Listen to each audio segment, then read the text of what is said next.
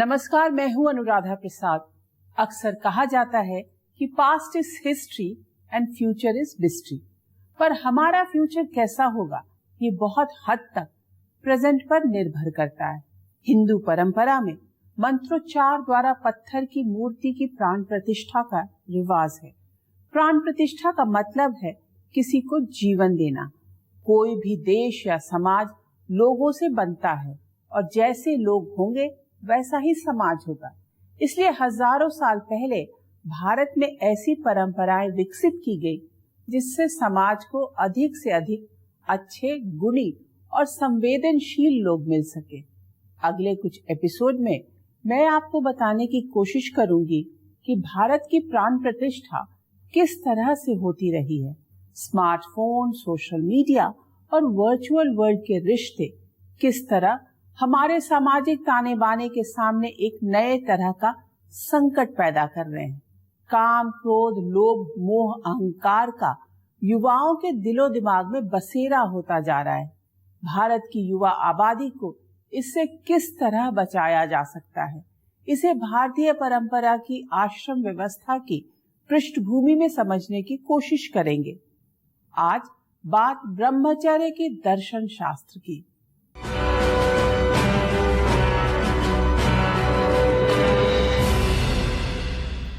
आज की तारीख में ज्यादातर माता पिता की शिकायत रहती है कि उनका बच्चा हाथ से निकल गया है, दिन भर मोबाइल में घुसा रहता है, उसका पढ़ने में जरा भी मन नहीं लगता।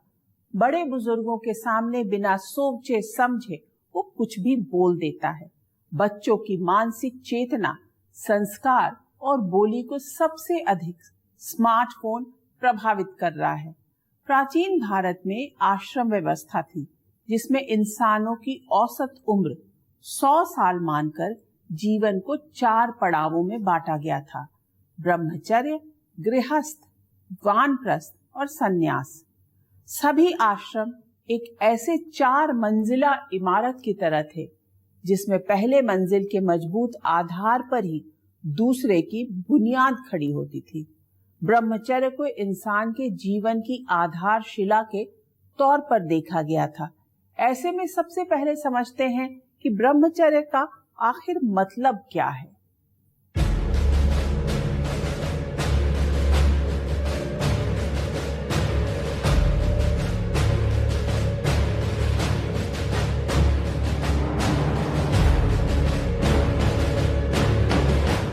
आज की तारीख में ज्यादातर बच्चे अपने माता पिता के साथ रहते हुए पढ़ाई लिखाई करते। ज्यादातर स्कूलों में लड़का लड़की साथ साथ पढ़ते। खेल के मैदान से क्लासरूम तक बिना किसी भेदभाव के एक दूसरे से संवाद करते। स्कूल से घर आने के बाद भी तकनीक के जरिए आपस में जुड़े रहते।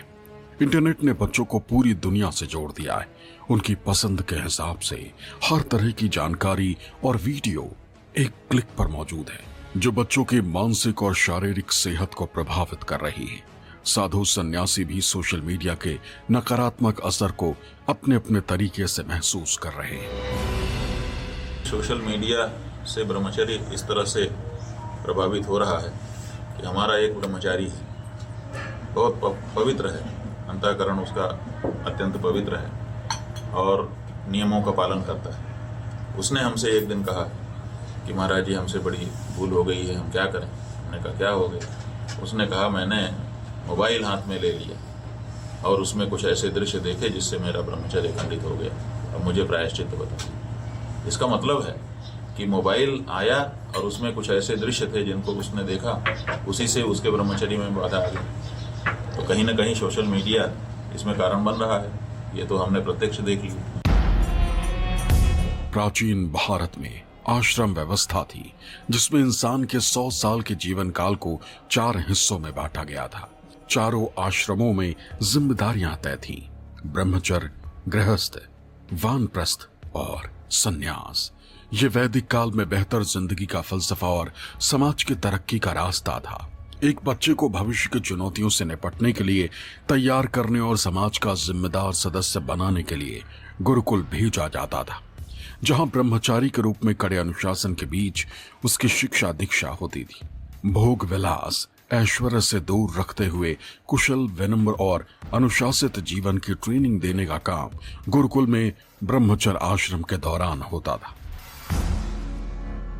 ब्रह्मचर्य का तात्पर्य ये था कि उसमें व्यक्ति पठन पाठन का काम करता था और आश्रम यानी कि गुरुकुल में जाकर के वह पठन पाठन, चाहे वो धनुष बाण का ज्ञान प्राप्त करे, चाहे वो वेदों का ज्ञान प्राप्त करें, और इसी प्रकार जो है वो ज्ञान प्राप्त करते थे। यानी कि उनको सामाजिक बंधनों से मुक्त होकर के स्वच्छंद रूप में शिक्षा का, पठन पाठन का कार्य करना पड़ता था। हम ब्रह्मचर्य में उन सारी विधाओं का अभ्यास करते हैं जो जीवन रण क्षेत्र में आवश्यक होता है। इससे हमारा एक व्यक्तित्व निर्माण होता है। हम लोगों से कैसे मिलें उसकी हमें स्थिति हमें पता चलती है। हम अपने लक्ष्य की सिद्धि कैसे करें। एक राष्ट्र निर्माण के लिए, समाज सेवा के लिए जिस एकाग्रता की आवश्यकता होती है, जिस ध्यान और धैर्य की आवश्यकता होती है, वह केवल और केवल ब्रह्मचर्य के पालन से ही प्राप्त किया जा सकता है। प्राचीन काल में गुरुकुल में ज्यादातर लड़के ही शिक्षा के लिए जाया करते थे। लड़कियों को लड़कों की तरह गुरुकुल भेजने की परंपरा उतनी प्रचलित नहीं थी। हालांकि गुरुकुल में रहने की वजह से गुरु पत्नी, गुरु पुत्री, गुरु वधू शिक्षा हासिल कर लेती थी। राजकुमारियों के भी विदुषी होने का जिक्र पौराणिक ग्रंथों में है। लेकिन सामान्य घरों की बेटियों के लिए गुरुकुल के दरवाजे उस तरह से नहीं खुले थे। मतलब छात्र छात्राओं के लिए गुरुकुल में साथ साथ शिक्षा सिस्टम नहीं था। मौजूदा समय में ज्यादातर स्कूलों में लड़का लड़की साथ साथ पढ़ते हैं। उम्र के इस नाजुक मोड़ पर एक दूसरे के प्रति झुकाव और लगाव सामान्य बात है, लेकिन जीवन के इस मोड़ पर संयम कैसे रखा जाए, ब्रह्मचर्य को जीवन में किस तरह अभ्यास में लाया जाए, इस पर स्कूल से लेकर परिवार तक में ध्यान कम होता जा रहा है। ब्रह्मचर्य जो है ना, ये संयम का सबसे बड़ा प्रतीक है। आप कई तरह के संयम आपको करने होते हैं। आपको देखने का संयम करना होता है, आपको बोलने का संयम करना होता है, आपको खाने पीने का संयम करना होता है, अपनी दिनचर्या का संयम करना होता है। ये सब बहुत सारे संयम है हमारे, लेकिन सबसे बड़ा संयम माना जाता है ब्रह्मचर्य को, कि हम अपने ब्रह्मचर्य को सुरक्षित रखें। इससे बड़ा कोई दूसरा संयम नहीं है। युवा पीढ़ी के ब्रह्मचर्य यानी संयम पर बड़ा असर स्मार्टफोन से आने वाली संस्कृति से भी पड़ रहा है। इससे आचार विचार, बोलचाल, खान पान, शिक्षा, सरोकार, सेहत और अनुशासन सब प्रभावित हो रहे हैं। भारतीय परंपरा में ब्रह्मचर्य का मतलब है ब्रह्म के मार्ग पर चलना। ऐसे में अहम ब्रह्मास्म की सोच के साथ बढ़ने वाले भारत के सामाजिक ताने बाने में ब्रह्मचर्य का मतलब निकाला जाता है। खुद के प्रति सच्चा रहना, ब्रह्मचर्य को साध्य नहीं साधन मानते हुए पूर्ण शारीरिक, मानसिक और आध्यात्मिक विकास करना। ब्रह्मचर्य का मतलब विद्यार्थी के लिए अलग है, गृहस्थ के लिए अलग, साधु सन्यासी के लिए अलग। सांसारिक जीवन में रहते हुए भी ब्रह्मचर्य का पालन किया जा सकता है। ब्रह्मचर्य इंसान को बैरागी नहीं, जिम्मेदार बनाता है, जीवन को अनुशासित और संयमित करने का अभ्यास कराता है। भारतीय परंपरा में ब्रह्मचर्य आश्रम का बहुत महत्व है। जीवन के पहले चरण यानी ब्रह्मचर्य आश्रम में कदम रखने के लिए बच्चा उपनयन संस्कार के बाद माता पिता को छोड़कर शिक्षा दीक्षा के लिए गुरु के आश्रम जाता था। गुरुकुल में सबको सादगी और संयम के साथ जिंदगी जीने का सलीका सिखाया जाता था। कम संसाधनों में जीवन यापन और विनम्रता का गुण ब्रह्मचर्य आश्रम में सिखाया जाता था। हर ब्रह्मचारी को गृहस्थ आश्रम में दाखिल होने से पहले इस तरह से ट्रेन किया जाता था कि वो निजी जीवन से लेकर सामाजिक जीवन तक संतुलित भूमिका निभा सके।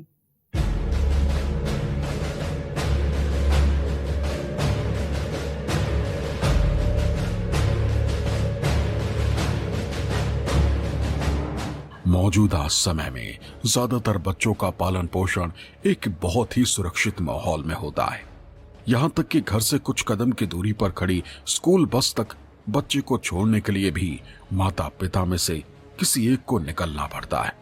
बेटे बेटियों की हर ख्वाहिश को पूरा करना ज्यादातर मिडिल क्लास फैमिली अपनी जिम्मेदारी समझती है। स्कूल से घर लौटने के बाद बच्चा हाथों में स्मार्टफोन लेकर घंटों वर्चुअल वर्ल्ड में गोता लगाता रहता है, कभी पढ़ाई के नाम पर तो कभी मनोरंजन के नाम पर। जो भारतीय युवा है वो एकांगी नहीं है। उसमें 4 प्रकार के यूथ दिखाई पड़ते हैं, 4 प्रकार के युवा। एक है ग्रामीण युवा।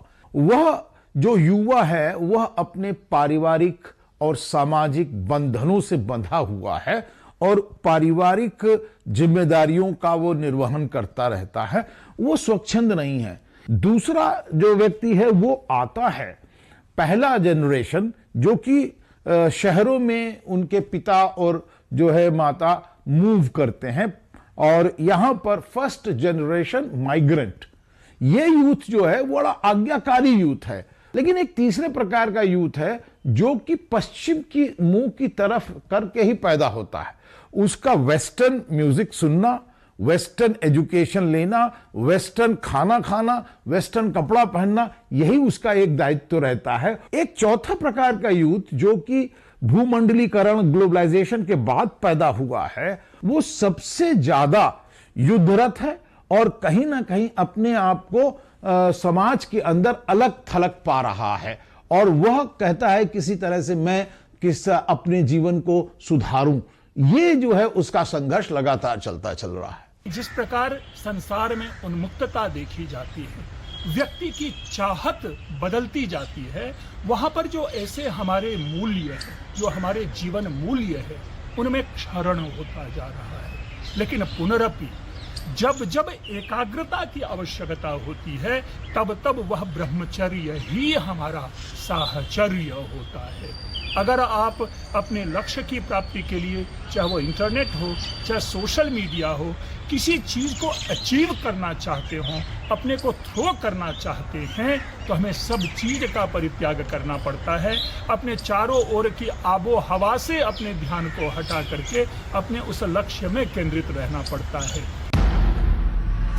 ब्रह्मचर्य इंद्रियों पर नियंत्रण का अभ्यास है। इसका अभ्यास मन, कर्म और वचन में संतुलन का रास्ता सिखाता है। भविष्य की चुनौतियों से लड़ने के लिए किसी भी युवा को तैयार करने के शास्त्र का नाम ब्रह्मचर्य है। फाउंडेशन, नींव अगर कमजोर होगी तो पूरी मंजिल ही कमजोर होगी। क्योंकि कहते हैं if you want to build high तो डिग डीप।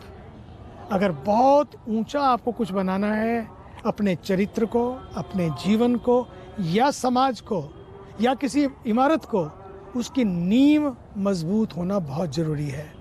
संयम, सदाचार, सदाशीलता, सच्चरित्र, ये सारी चीजें, विनयशीलता, सजगता, संवेदनशीलता, सर्जनशीलता, ये सारे आपके भवन की नींव है। इसलिए ब्रह्मचर्य का जो जीवन है वो सबसे महान जीवन माना गया है, पवित्र जीवन माना गया है, क्योंकि वो हमारी नींव है। इसीलिए ब्रह्मचर्य में मन पर नियंत्रण, शारीरिक अनुशासन और भावनात्मक नियंत्रण पर खासा जोर दिया गया है। ऐसे में किसी ब्रह्मचारी को सोच, वचन और अच्छे कर्म के रास्ते पर चलने का अभ्यास कराया जाता है। बिना संग, भोजन, दृष्टि और श्रवण में पवित्रता के बिना ब्रह्मचर्य का अभ्यास मुश्किल है। भारतीय परंपरा में ब्रह्मचर्य का मकसद है किसी इंसान को काम, क्रोध, लोभ, मोह, अहंकार से मुक्ति दिलाना, जिससे हर युवा ब्रह्मचर्य आश्रम से निकलने के बाद भविष्य में आने वाली चुनौतियों से निपटते हुए समाज में अनुशासित और संतुलित जीवन जी सके।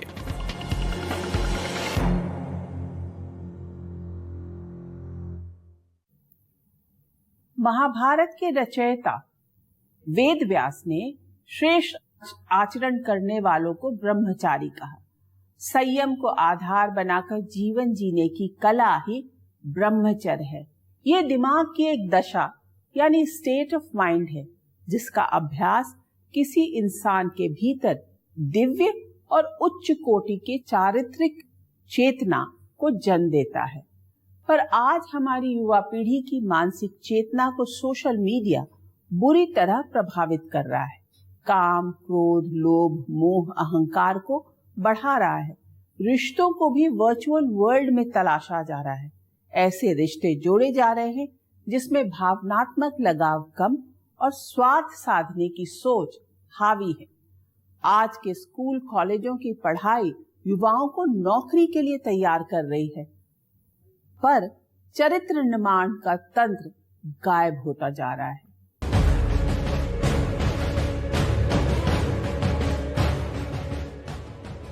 प्राइवेट स्कूलों में बच्चों की पर्सनालिटी डेवलपमेंट पर खासा जोर दिया जाता है।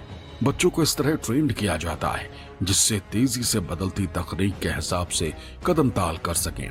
नामी प्राइवेट स्कूलों में देसी विदेशी बोली, विषय और समकालीन विमर्श के लिए तैयार किया जाता है। छात्रों में कंपटीशन की भावना कूट कूट कर भरी जाती है, जिनकी ट्रेनिंग परीक्षा में अधिक स्कोर लाने की होती है। पूरा फोकस इस पर होता है कि कैसे मुश्किल से मुश्किल टेस्ट को क्रैक किया जाए। ऐसे में मौजूदा पढ़ाई में स्कूल या कॉलेज साधन और एग्जाम क्रैक कर अच्छी नौकरी हासिल करना साध्य की भूमिका में है। लेकिन आधुनिक पढ़ाई में रिश्तों को निभाना और रिश्तों के लिए त्याग के बारे में नहीं सिखाया जाता है। जीवन के शुरुआती 20 से 25 साल तक बच्चा घर से स्कूल कॉलेज तक जिस माहौल में पलता बढ़ता है, उसमें हर कदम पर यही बताया जाता है कि सुरक्षित करियर के लिए कौन सा कोर्स बेहतर है, किस कॉलेज में एडमिशन के बाद कैंपस प्लेसमेंट की गारंटी है, पहली नौकरी में सैलरी पैकेज कितने लाख तक जाएगा या करोड़ के निशान को पार कर लेगा। छात्र छात्राएं इस मुकाम तक कंपटीशन में दूसरों को पीछे छोड़ते हुए पहुंचते हैं। ऐसे में दूसरों को पीछे छोड़ने की होड़ और कामयाबी के शिखर तक पहुंचने की भूख में रिश्ते नाते, दूसरों के लिए त्याग, भावनात्मक लगाव, सरोकार सब पीछे छूटते जाते हैं। ऐसे में तेजी से बदलते दुनिया के हिसाब से लड़के लड़कियों को ग्लोबल जॉब मार्केट के लिए तैयार किया जा रहा है, लेकिन परिवार और समाज के लिए एक अच्छा और अनुशासित सदस्य बनाने की कोशिश कहीं पीछे छूटती जा रही है।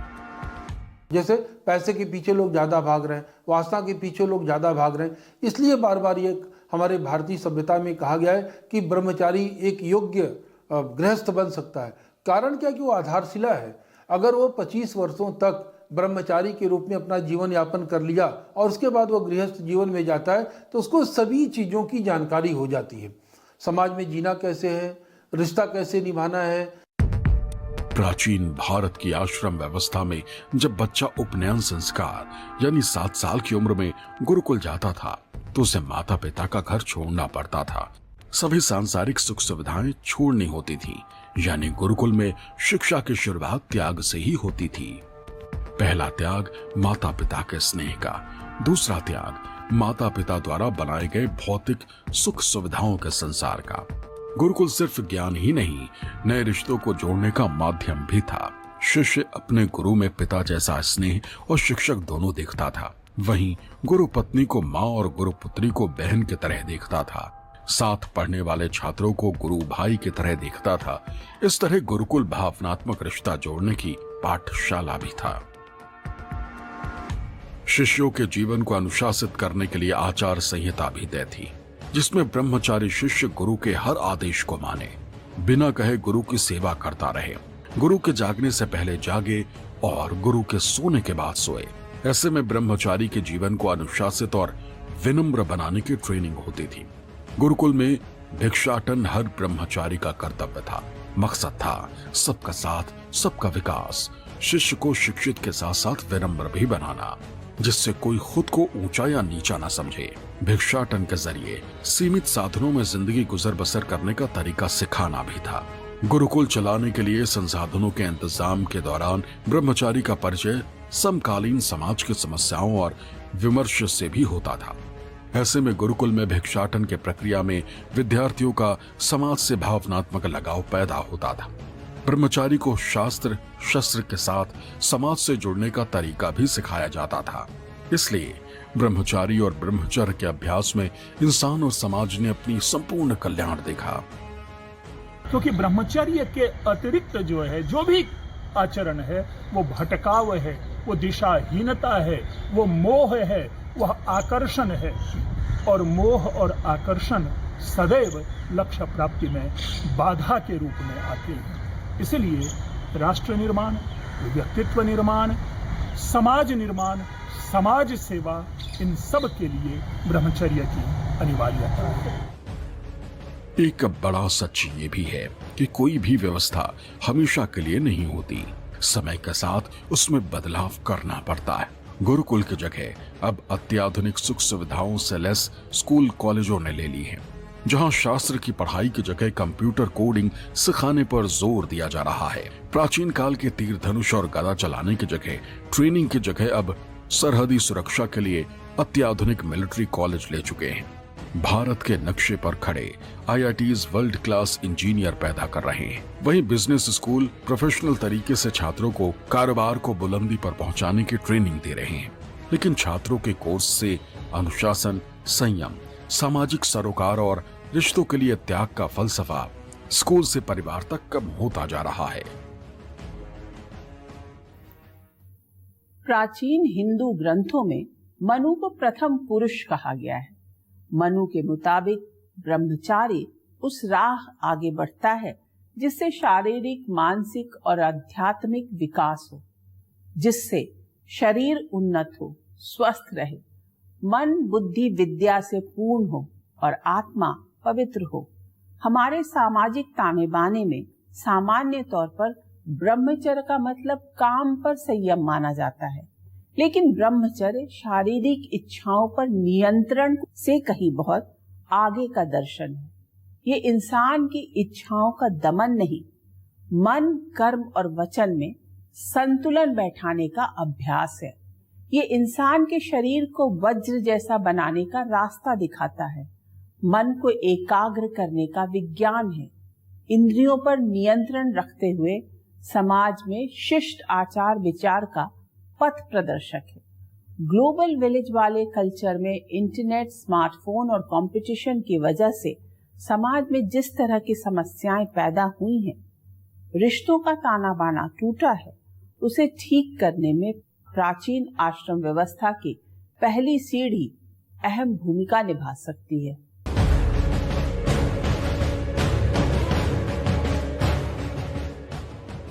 आज की तारीख में रोटी कपड़ा के बाद स्मार्टफोन तीसरी बड़ी आवश्यकता बन चुका है। धरती पर ऐसे क्षेत्र दिनों दिन कम होते जा रहे हैं जहां इंटरनेट नेटवर्क ना पहुंच रहा हो। ऐसे में बिना स्मार्टफोन और इंटरनेट के दुनिया की तरक्की के साथ कदम ताल करना मुश्किल है। लेकिन जिंदगी में इंटरनेट और सोशल मीडिया की हर कदम पर दखल को कम करना भी जरूरी है। जो भी आप सुनते हैं, देखते हैं, वो सब का सब आपको घड़ता है, आपको आगे बढ़ाता है। दूसरा, क्या आप खाते हैं, खाने का भी संयम है। सोशल मीडिया में बहुत कुछ परोसा जा रहा है। किस टाइप की चीज़ें आप आहार में ले रहे हैं, आँखों के द्वारा, कानों के द्वारा। खाना केवल यहाँ से नहीं होता है, ये एक तरह का स्वाद है, लेकिन ये जो आँखों का और कानों का स्वाद है वो और भी जहरीला हो जाता है कई बार। अगर आप ठीक से ये तो खाया तो कल तक निकल गया, लेकिन ये जो खाया ये तो जिंदगी भर के लिए अंदर चला जाता है। इसलिए you have to be careful what you see, what you hear and what you eat. ऐसे में आज की तारीख में युवाओं में चरित्र निर्माण के लिए ऐसे इंटरनेट संस्कार की जरूरत है जो उनके ब्रह्मचर्य यानी मानसिक एकाग्रता को भंग न करे। ऐसे में आधुनिक पढ़ाई के साथ छात्रों को तय समय के लिए नो नेटवर्क जोन में जाने की आदत डालनी होगी।